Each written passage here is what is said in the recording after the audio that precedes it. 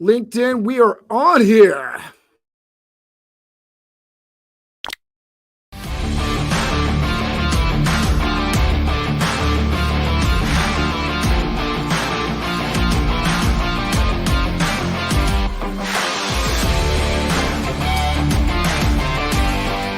You know, he challenged me. He said, you should meet 2 or 3 people every day. We're talking about how to level up on LinkedIn and engagement, meaning the go-giver, the idea that being open to opportunity. We're all dealing with challenges, but how do you overcome that? Master Connector with Steve Spiro and Cameron Toth is live on air.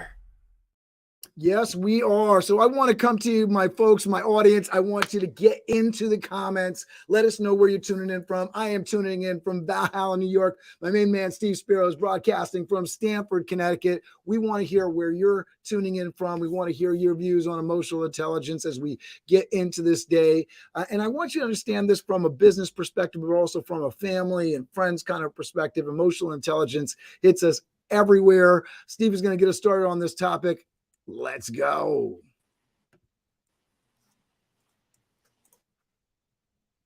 Here we go. I unmuted and you unmuted me at the same time. What's going on, friends? Steve Spiro, the Master Connector, coming at you live and direct.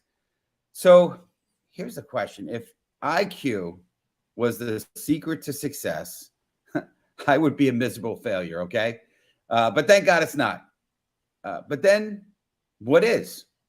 You know, there's a lot of factors such as, you know, how you think, discipline, the right knowledge, work ethic, grit, persistence, the right connections, who you know. This goes on and on and on and on, right? But what about your EQ? In other words, your emotional intelligence. It's also, you know, referred to as your emotional intelligence quotient, or the EQ, right? Well, today we're going to dig into the, including the, you know, we're going to talk about the power of awareness and managing our emotions. It's going to be an amazing topic. We've got incredible guests. So if you're ready for my man, Mr. Cameron Toth, the Wizard of Oz behind the curtain, to introduce our amazing guest, I want you to please type in the chat right now. Again, no LinkedIn lurkers. We're all participating. We want everyone in there, get into the show here. Type in "Let's go," hashtag "Let's go." And I'll turn it over to my man, Mr. Cameron, to kick things off and get the Verid front of stage.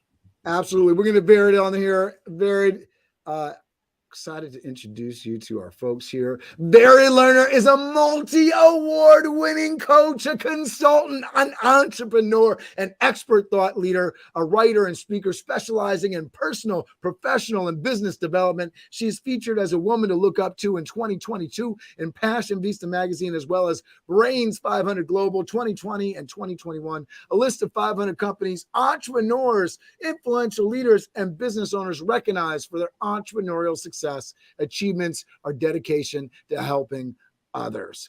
Verid is the CEO and founder of BizStance Services Inc., guiding businesses to discover and implement strategies, access resources, and see their vision to crystal clarity and ultimate success. Verid is also the CEO and founder of VLC, Verid Lerner Coaching, delivering individual and group coaching designed to empower with transformational emotional intelligence training. How apropos for today's show, Verid co-founded and recently launched Explore, a revolutionary business platform providing a unique blend of social, education, technology, and e-commerce. Verid works with successful people and businesses who are committed to next level advancements. Welcome to the show, the very learned Verid Lerner.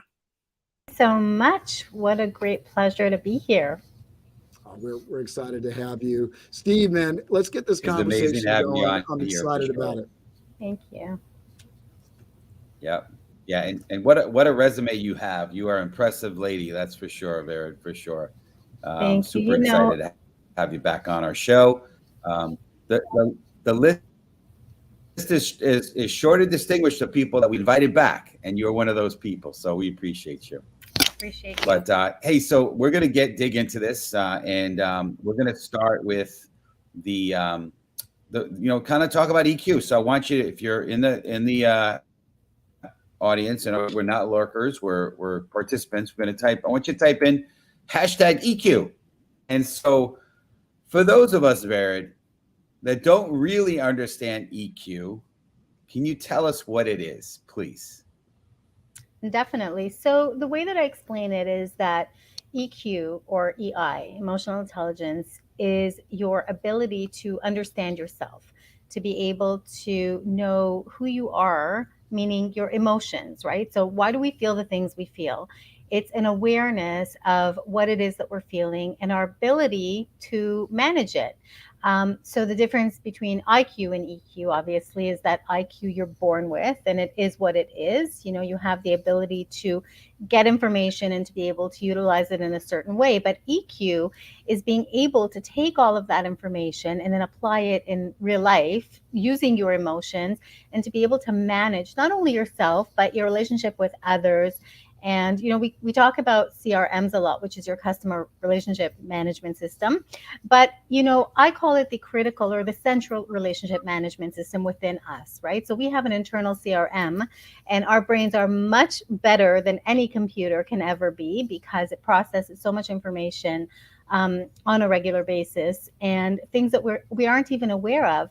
But you know, we often have this mentality of, you know, this person made me feel that way, or you know, I'm not good enough. And we hear these terms a lot about limiting beliefs and about our confidence and our leadership and all these things, but what do they really mean, and how can we relate to them and relate to ourselves in a way that's going to set us up for success? So the critical thing is in EQ is really having that self-awareness and knowing how to regulate our emotions, and we'll get into that throughout the discussion. That's awesome. Great. And yeah, and you know what? It's one of the things that you talk about, you know, is awareness, right? You mentioned that. And I definitely think for me, I was pretty oblivious growing up. I don't know. I mean, certainly didn't. I don't think I had anyone modeling that in my life of what being truly aware is about. And so, yeah, I was just oblivious, and I just said what was on my mind, and I don't even think I gave much thought to what people were saying or doing. It just was it was what it was, and it wasn't until recently that I became aware. So we want to dig into that a little bit. So if you're ready, our community, we're gonna type in hashtag aware, and tell us about the power of awareness and why it's a must for success. So, you know, if you're not aware of yourself and if you're not aware of your triggers, you're always going to be a victim. And this is where that victim mentality comes in, right? You're always going to think, you know, this person's making me feel this way. And you're going to be having to deal with jealousy issues, confidence issues. You're going to have conflict in your life, right? So if you're the kind of person that's always finding yourself, or you know people that are always finding themselves having to defend themselves, having conflict, having, you know, seeing other people surpass them at work, not being able to express themselves when they need to, not being able to advocate for themselves, not being able to take responsibility. I mean, the main part of EQ is taking responsibility and being accountable for our emotions, because nobody can make you feel a certain way. You can control that.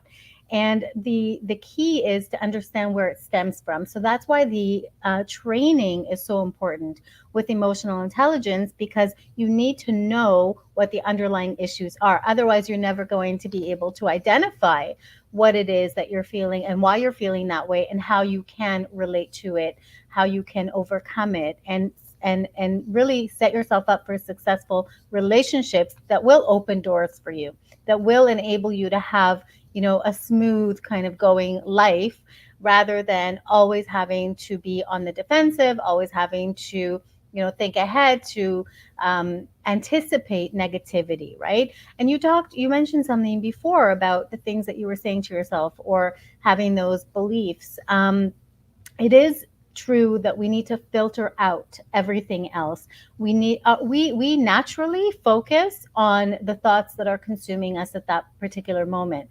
So people who are intelligently aware of their emotions, they're able to take that and use it to their advantage. They're able to take it and sort of put it in a compartment and say, okay, this is what I'm feeling now, and it's because of that. But I'm going to put it on the side and I'm going to focus on what's important, right? Because if somebody calls me stupid or ugly or whatever, I know that I am not that. So why should I let that bother me when I can just focus on what's real, right? Well, we're going to talk about the ABCs, and that's where that comes in. But you were talking about at work, but also in your personal life, right? But let's talk for a second about work, right? Because when you're looking at job descriptions, what are employers normally looking for? They're looking for adaptability, they're looking for resilience, they're looking for engagement, creativity, attitude, motivation, innovation, initiation, collaboration, teamwork, leadership, conflict resolution. These are all things that they're looking for in the job description, but they're not looking to see if the person is emotionally intelligent enough to be able to give them what they're looking for. And if they hire someone, they're not, then they don't have the resources in place most of the time to be able to give them that training, because usually when someone is struggling, it's because of those issues, the lack of emotional intelligence training that is holding them back. So if you want, as an employer, to have all of these things available to you within an employee, then you need to really set them up for success. And you need to be able to offer that as an employer within your company training. Yeah. I mean, honestly, I love what you're saying. And I wish that I had some training early on. But I'm glad that we were connected. And anyone that's listening, you guys should definitely connect with Vera. I still feel like there's still this sort of mystery behind emotional intelligence right now. So I want to just dig in on that a little bit. I feel like, and maybe I'm wrong, maybe I'm right, but is part of it being sensitive or aware to our own emotions, but also how important is it to be aware of people around you and what's going on with that? Because I feel like that's a part of where I was oblivious, right? Maybe I needed to be more sensitive to what they were saying or doing, and that's where my emotion comes in. But I feel like it's kind of a little bit of all of that. So can you maybe dig on that a little bit? And Yeah.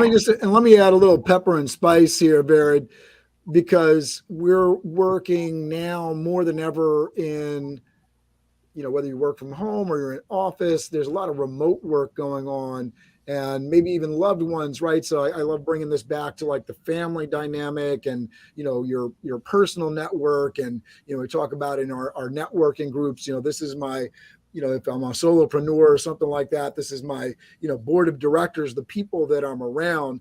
And we're working more or networking more remotely than ever before.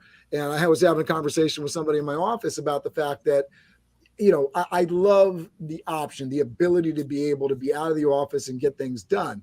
But what doesn't happen is the little things that happen between the actual pieces of work where you're getting to know the person that's next to you, what's going on in their life, what's going on, how they're handling the work under the stress that you're able to hear, see, smell in some cases, whatever the case may be. But you lose that, right? And those emotional pieces that you're able to pick up on, how do you get that, right? And then how do you use it, right? Which I think it goes down to the base of what Steve's question is. Mm-hmm. So let's break it down a little bit. So you've got yourself, right? So your self identity, really knowing who you are and what makes you tick, why you respond in certain ways. All of that comes with experience, right? That leads to confidence. So confidence comes from experience, but it also comes from understanding who you are. And that really boils down to your identity. So it's your self perception, it's your expression. It helps you with decision making skills and being able to cope under stress, right? When you are comfortable with yourself, then you're able to relate better to others. Nobody can understand you, and you can't expect anyone to understand you if you don't understand yourself. So that is critical. I mean, that's the number one piece of being able to have communication with others, because you can't articulate yourself if you don't have an understanding of what you're talking about. Like, we wouldn't be able to teach something that we don't know, and we won't be able to explain ourselves if we don't know ourselves. So I'm just going to touch on a little bit of the ABCs of EQ. I think it's a great time for that. And basically, it's wrapped up in awareness, recognition, and then acceptance and management, right? So awareness of who we are, recognition of who and what we are and what we think, acceptance of that, and then managing it. So the ABCs, as I've created them, these are my ABCs and what I teach. So the A's are awareness and acceptance. It's what I'm feeling, right? So I'm feeling scared, I'm feeling angry, I'm feeling anxious, I'm feeling sad. Those are the awareness and acceptance pieces. The B's are breathing and breaking, meaning I'm going to just relax and I'm going to stop because I have to pause and reflect and evaluate the situation. Is it real, right? Is what I'm feeling actually real? Am I just responding to something? Is the other person intending for me to feel this way, or is it something I'm self-imposing, right? Because a lot of times we cause ourselves situations that aren't realistic. So this is where we take that sort of assessment. And then the C's are the confronting and conquering of the feelings. So I see what's happening, I acknowledge it, and now I know how to manage it. So the bottom line is I'm in control, right? We're always in control of ourselves. We need to be responsible and accountable for our actions, for our feelings, for our reactions, and for the way that we're responding to others, because that sets the tone for everything that we're going through. So whether you're at home with your kids, spouse, family, whatever, whether you're out in public, you're at a store, you're responding to something that's going on, in a public space, or you are with your team at work, or with an employer, HR person, you're pulled into a meeting, maybe something happened and you're confronted. And so you need to know how to adapt to those situations, and you need to know how to handle yourself under tremendous stress. Now, you mentioned something about, working from home and not having access to the person beside you, which is critical now because of what's happened, especially with COVID. We have been psychologically brainwashed to distance, to not be together, to kind of stay away, to mask. Masking was a huge factor that kind of limited our ability to look at other people's expressions, emotions, right? How do you read someone when you can't see if they're smiling or frowning or anything else? Yeah. So that really it caused a barrier, and it made not to mention the people that are perfectly happy with those barriers, right? Well, yeah, I mean, some people are comfortable hiding behind a mask or a screen, right? It's much easier because you can just kind of disconnect. But the thing is, we have to teach kids from a very young age on how to understand themselves and regulate themselves and become successful, healthy, mindset people when they grow up to become healthy, contributing adults to society. But what happened during COVID is all that shut down. And so now we're backtracking and we're trying to figure out, how do we set them up for success now? How do we reintegrate them back into socializing and everything? So, but it's not just kids, it's also adults, right? We've become comfortable having meetings, right, over the internet and not going in person. But even before that, before COVID, like, I would see people in offices who are sitting right beside each other in cubicles or a couple of offices down, and they're texting or sending a message or an email when they could just pick up the phone or they could just walk over. And so technology has kind of, made it easier to draw back into our shells.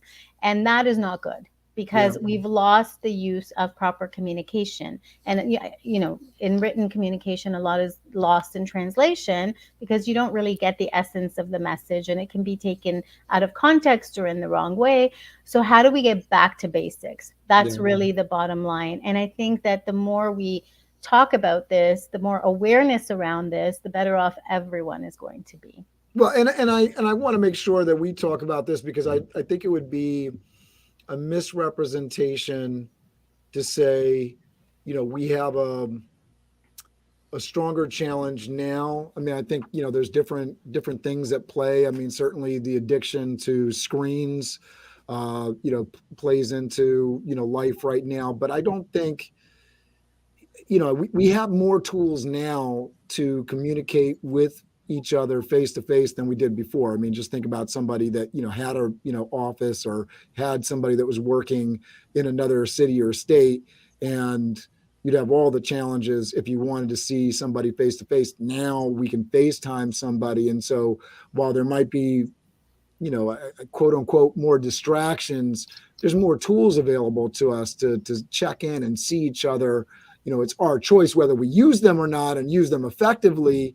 And I think that's part of the discussion today, right? Is just understanding, how do we actually use these tools effectively? Are we asking the right questions? Are we having the right kinds of conversations? When do we pick up the phone versus, text message? We're all busy. We all got a lot on our workload. We know stopping by somebody's office could turn into a half an hour conversation. And I know that that piece is something, I just had a monthly review that was 6 months overdue with my subordinate, in my office. And part of the reason that was so long way overdue is it was too easy to say, I'm busy. This is going to be a longer conversation. We got work to do. It's going to get in the way of getting this job done. So I'm just going to push it down the road. It's not that important right now. There's no emergency. There's no fire. I can just push it away. So how do we make that effective choice every day? So again, it comes down, like you said, to choice, right? We have to choose to do this. We have to choose to be comfortable with being uncomfortable, right? And the only way to do that is to dive in and do it. But we need to understand that people aren't necessarily out to get us. And everybody wants to be happy. That's really, what we're here for, right? We're here to make our lives better, and in turn make others' lives better. And it's just a matter of being able to share information, right? I want to say how I'm feeling. You want to say how you're feeling. But if I don't know how I'm feeling, or if I'm confused, right, it's always going to be a barrier between that, because I'm going to be on the defensive, or I'm going to act out aggressively in order to, passive aggressive, right? Like, there are certain ways, certain phrases, certain things that you can convey information with. And if you choose the wrong ones, you may offend someone. So you can't be a people pleaser all the time, but you have to know who your audience is. If you're speaking to somebody, you have to know how to read their body language. You have to maybe give them the benefit of the doubt if they're coming from a different culture or background.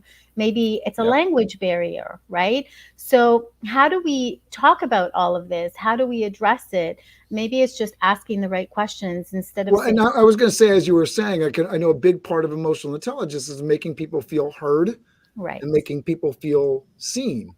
Right. And so, what are you saying? And the other piece of that is ensure that when you ask a question, to unpack the answer and get deeper, because a lot of times you today, Vered, is that we take a lot of our experience, good or bad, and then we bring it to the table. And sometimes where that experience is clouding what we think that other person is thinking or feeling, and then we assume, and then we go in a direction that may be completely not aware. How I've grown in emotional intelligence is I've learned to ask the tough questions, to unpack, to start to dig in deeper, so that I'm not being, oblique about it. That was the old Steve. I was just very blunt, very one-sided, and I didn't really, get a feel for where a person was at. And I agree with you. You don't want to be people pleaser, but at the same time, you make the most money. I've learned this from mentors in my life. You make the most money by the most amount of people you can relate to. So the more you're relatable, the better, and that's going to come through good communication skills, good emotional intelligence, and that happens when you're communicating. And that's the advantage of not hiding behind a text, because you can ask. It's hard. You go back and forth on 16 texts to try to dig into what that person really meant. You're on the phone in like 2.5 minutes. You got it resolved. What do you really mean? You get to hear their tone, their tempo, all those. You could see if they're a little bit frustrated or angry. You can't tell on a text. So all clues help us to be more aware, which is what you spoke about before, and therefore up your emotional intelligence. Do you kind of, am I speaking right? You're the expert. This is my perception. Yeah, absolutely. You're on the right track. And, it's a matter of when we talk about asking the right questions, it's asking questions of other people, but also of ourselves. So instead of saying why, it's how, right? So change that. Say, instead of why is this happening to me? How can I make this different? Why did I get to this point? How can I get myself out of this? Right? Why is everyone mad at me? How can I make myself understood, right? So asking the how will get you a lot farther than asking the why, because you're never going to get that answer. Or you might, but it's going to take you a lot longer, and you have to jump through hoops, and it's going to take you through that process that's defeating more than helping. So in order to empower yourself and empower others, it's about finding the solutions, and that's through the how, right? The why is sort of it should be your guide as to the mission and the vision of why you're doing certain things, but it shouldn't be why am I in this place. It should be how can I get to where I need and want to be. So when you're talking to others, it's about the empathy, right? It's about being kind, being nice, being relatable, trying to figure out, how can I accept who this person is at their level. And it's all about meeting people at their level. It's like when you talk to a child, if you really want to get their attention, you go down and you kneel down to their level so you can see eye to eye. And that's, I think, where we forgot as adults, is how to look eye to eye, right? How do we get to see each other for who and what we are, and accept those things and try to deal with it in the moment? Because, you talk about hindsight is 2020, but we need to kind of put on those 2020 lenses when we're in the moment, when we're in the conversation. And that's through, asking questions. I'm hearing this from you. Is this right, or did I get it Yeah. wrong? And sometimes it feels stupid. I know when I work with people and I do, these trainings, and I get two people to talk to each other, and then they have to repeat what the other is saying. So you're telling me A, B, C, and D, is that right? And then they feel stupid doing it. But the more you do it, the more comfortable you become with that. And when you are reaffirming, they're really feeling heard and they're feeling understood, or they have the chance to say, no, that's not really what I meant. And then I have a perfect example of this, and I was like, oh man, we got to be talking in the office more, because I had one of my employees tell me about what the other employee thought I said. right. Right. I was talking about uniform. I said, we want to present a more professional approach. I wasn't talking about wearing the same thing that we ask our waiters and bartenders to come into the office, but that's what they understood. And I was like, I said exactly the opposite. In my mind, my perception of that conversation was I said exactly the opposite. Mm-hmm. You don't have to wear exactly what we want, what they're wearing, but what I want is a professional look. So, slacks rather than sweatpants, and it was an off the rails kind of conversation for me, because I could tell she wasn't getting at getting really what I was talking about, but rather than deep diving, I let it go. And come to find out, having the conversation with the other employee, man, I really should have stuck on that topic, because she totally didn't get what I was trying to say. Mm-hmm. And so misunderstandings are, reasons for resentment, Yeah. contempt. People Yeah. hold grudges, and Yeah. that's the opposite of emotional intelligence, because you have to be able, again, to accept and release.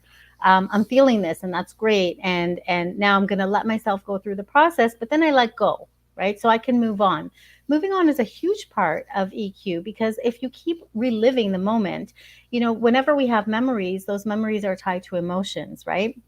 So we have to be able to forgive ourselves, forgive others, learning how to move on, move forward, and teaching others the same thing. Being kind and being understanding and being empathetic, and trying to figure out how we can lift others up and how we can help them. Leaders lead from the front, not necessarily from behind. You have to lead by examples. So. Yep. it's really important to remember that we're all people. At the end of the day, everyone's got Sure. their struggles, everyone has their experiences.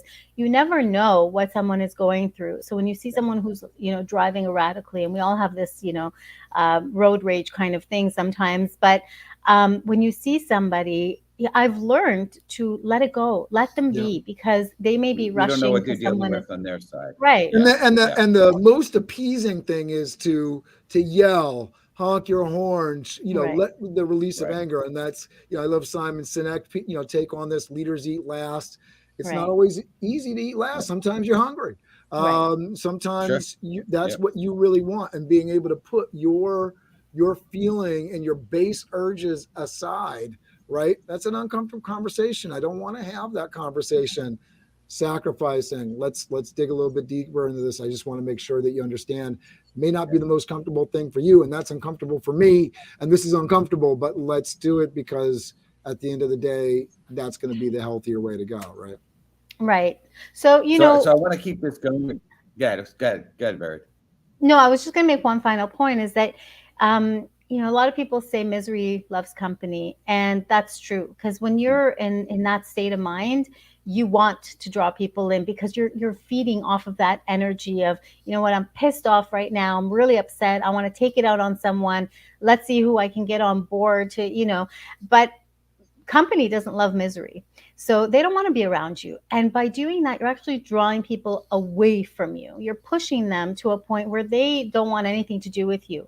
So you can see the people who are really successful, who is hanging around them, who they have in their network, who they have in their corner, your circle of five, right? Who you want to be around. So if you take a look around and you look at people that you're close with and you see that they're always happy, or at least they're generally happy, and they're able to handle themselves in certain situations, and they're able to make great connections and have the success that you want, then that's wonderful. But if you have people around you that are always complaining, that are always finding fault in others, that are always somehow, in the mud and can't get themselves unstuck, then you need to reconsider, because maybe that's who you're drawing into your circle, right? So you need to kind of help yourself and then help others, and that Yep. goes to the same thing, in an airplane. Like if Yeah. something happens, you put the mask on yourself first before you can help someone else, because you can't. It's like the blind leading the blind, right? If you're both No, in and I think you're absolutely right. Success attracts success, and right, misery, right? They say misery loves company, but it's one of those things that if you're focused on success, if you got a growth mindset, right? And it's really interesting because some people that will not realize they're dropping misery, and in the moment you start talking about the things that you're sad or angry, they disappear, because they don't really, even though they're providing that, because they're unloading in that moment, they don't want it, right? They don't really want to hear about your problems and your sadness. And so I love that you're saying that, because you can see it from both sides, what it'll attract, right? If there's somebody that loves Yep. commiserating with you, man, that's a moment for you. I'm telling you right now, we're getting into the holidays. You're going to be around the Christmas table, Hanukkah, Kwanzaa, whatever you're celebrating, and you're going to be there, and you're going to start complaining. They start complaining with you, man. You're not in a good place, right? Start understanding and realizing, if you want that conversation to turn around, if you want to talk about positivity, if you want to be solution oriented, that's probably not the place, not the well that you need to be dipping into. Yeah, you Right. run the Yep. other way. And again, it's what you For want for sure. yourself, right? If you have bigger aspirations, bigger dreams, and you want the next thing, to get to the next level, you have to do something different. Once you get from A to B, you can't do the same thing that to get you to C, right? You have to change it up a bit. So that's really the understanding. And I know we're running out of Yeah. time here. There's so much we need to say, We're almost but at the end, but we do. You just mentioned next yeah, level, so we want to hashtag next level. We're going to jump onto that one. We did miss one question, but we'll have to have you back on for another one. But yeah, how will growing? That's the question, right? How will growing your ego take you to the next level? You were starting to get into that a little bit. Kind of give us a Mhm. little bit on that as we close down the show, and then you want to end up with, if there's any offers or takeaways that you want to give our audience, and best way to reach you. Yeah, so getting to the next level obviously is always because EQ is continuous learning, right? As we change, as our situations change, as we grow up, as we age, as we mature, as we gain new knowledge and experience, our perception changes, right? Our value changes. Our ethics and morals should always stay the same. They should be, top notch. But the way that we understand life and the people around us and why we're doing what we're doing changes. So for growth, we always have to be adaptable, and we always have to be open to learning something new, and then not just learning it, but putting it into practice. So unless you're going to put new things into practice, you're never going to get to that next level. So this is where you really need to be aware of where you are and where you want to be, and have that roadmap for yourself. And make sure that you're always moving towards that goal. Because if you're moving backwards, you're doing something wrong. And the people around you should be supporting your process through this. And if you find that you're getting pushback, or you're getting somebody trying to keep you where you are, again, that goes to the awareness of why are they doing that, right? Maybe they're jealous. Maybe they're afraid that you're going to surpass them. Maybe they don't want you to change because they're afraid of losing you, because usually that's what happens, right? We move on, and we break away from what's, keeping us back.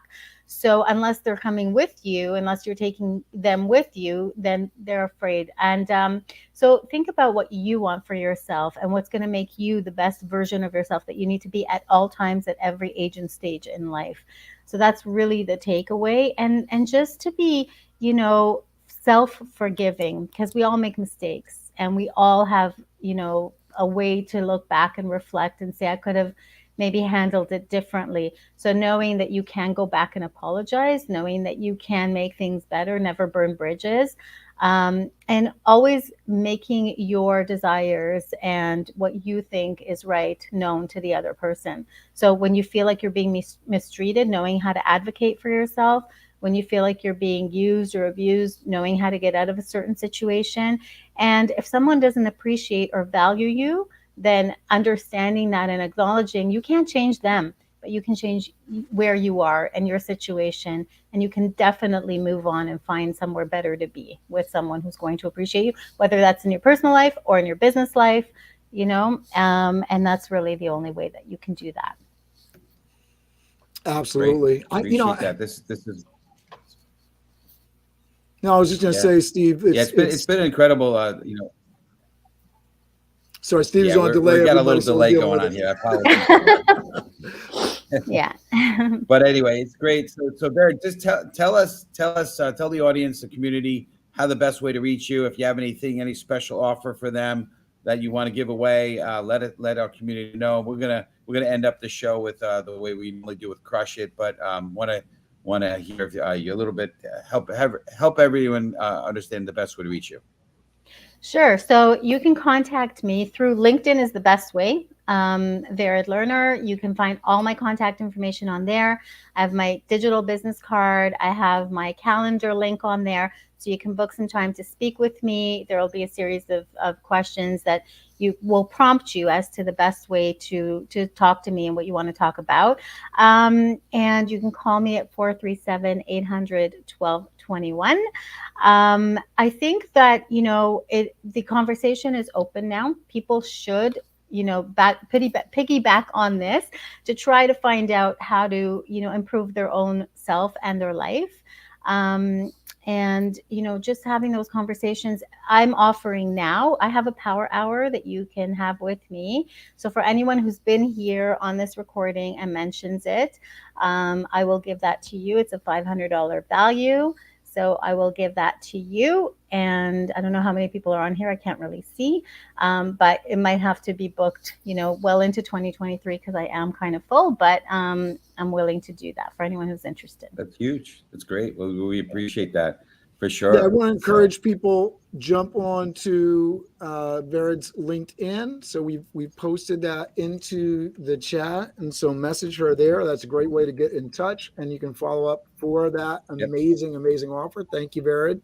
We also want to shout out all the folks that were on the show today. Monica, thank you for checking in. She had a great comment about feelings, emotions is part of being human, but emotional intelligence is when you are solution oriented. Brilliant message. We appreciate you. For checking in. Yolanda, always an amazing member of our community. Thank you so much for your loyalty. You've made 2022 so bright for us by constantly being here with us and being a part of the community and just being a great motivation for Steve and I, because you're so loyal and come back every week. Marcus Garner, thank you for checking in today. Alex Jose Alvarez, thanks for being here. We appreciate you. Mr. Russ Edge checking in the chat. Tim Bagan, really just can't say enough how much we appreciate you. Tim Colson checking in. We love you all. We thank you for being a part of the Master Connector family. We wish you a Merry Christmas, a Happy Hanukkah, and we'll see you in the new year. So we're going to wish you right now an amazing New Year celebration. Our next show, we're excited to say, is coming up on January 4th. And so you can get into the comments and click on that link and register. We have a special 1-hour show with Scott Aaron. Incredible show the last time around. A lot of information there. You'll want to check in. You want to be there live so you can ask your questions. The community wanted them back, and we're delivering them back. We got somebody checking in. I think that's David Esperanza. Thanks for being here. Great info on Big Dave. There we go. We appreciate you. Very and cool. like well, always, listen, I just want to say, this has been great, and we are all about adding value, being the light, and as we move into the festivals of light, Hanukkah, right? Obviously, it's about lights also.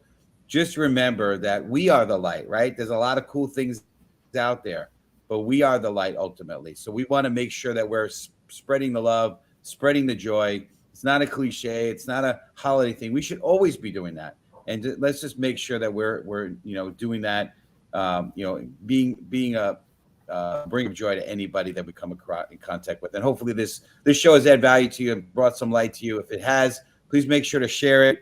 Make sure if you're watching this on the replay, #replay. Look at that. Cameron's got some holiday festivity behind him. That's good stuff. Very cool. Well, we're going to count down to crush it. We also have our sponsors we want to acknowledge, right?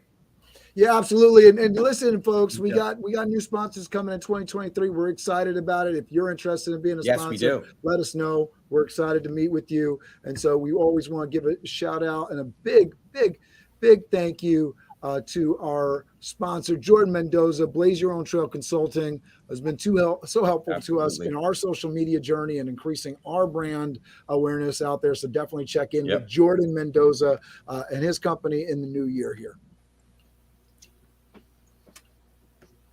All right, so we're going to count down to crush it. Everyone's going to go 5, 4, 3, 2, 1 with their hands in the comments. 5, 4, 3, 2, 1. I know I'm on delay here, so hopefully it's going to work out. But let's go. Ready? 5, 4, 3, 2, 1. Crush it! Have an amazing holiday, everybody. We will see you in the new year. We are so excited to be a part of your new year with us. So come back and join us. We have been so grateful, so happy that you've been a part of this community, checked in, gotten to the comments, been a part of what we do here. Hopefully you've benefited. We hope to hear from you during the season of light. As Steve mentioned, we will see you in a couple weeks.